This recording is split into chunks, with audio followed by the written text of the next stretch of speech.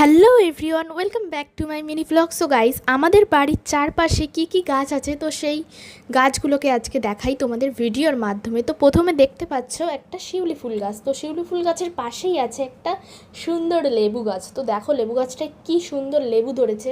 তো এই গাছটাতে না প্রত্যেক বছর প্রচুর প্রচুর লেবু ধরে। তো এই বছর গাছটা একটু কেটে দিয়েছিল, মানে ডালপালা একটু কেটে দিয়েছে বলে এবারে একটু কম লেবু ধরেছে। তো যা ধরেছে অনেক ধরেছে।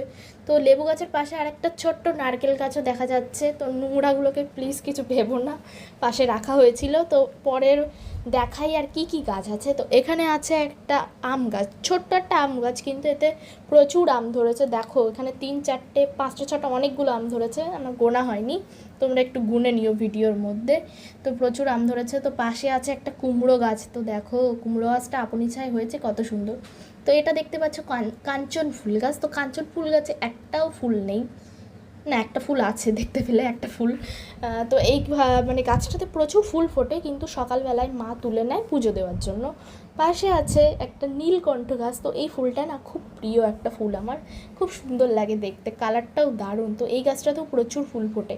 তো তার পাশে আছে একটা সাদা ফুল গাছ। তো এই গাছটা মানে এই ফুলটাকে আমরা সাদা ফুল বলি, তোমরা কী বলে থাকো প্লিজ কমেন্ট করে কিন্তু জানিও। তো সামনে দেখতে পাচ্ছ যে বাড়িটা মানে টালির, সেটা হচ্ছে আমাদের রান্নাঘর, ওখানটায় আমরা রান্না করি মাঝে মধ্যে।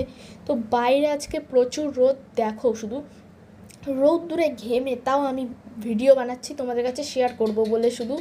তো তোমরা প্লিজ কিন্তু ভিডিওটাকে ফুল অবধি দেখো, আর লাইক শেয়ার কমেন্ট করতে কিন্তু ভুলবে না। তো দেখো এখানে আরেকটা কুমড়ো গাছ দেখতে পেয়ে গেছি।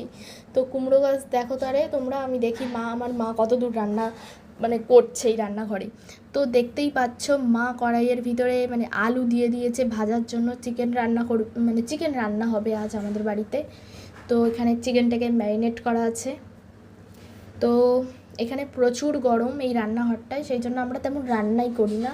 কিন্তু আজ একটু চিকেন হয়েছে তো মানে রান্নাটা একটু উনুনে করলে বেশি সুন্দর খেতে লাগে, তাই জন্য মা রান্নাটা আজ উনুনেই করছে। আর প্রচুর ধোঁয়া চারিদিকে, মানে আমি ভিডিও সেরকমভাবে করতে পারছি না ঠিকভাবে, এতটাই গরম আর এতটাই ধোঁয়া।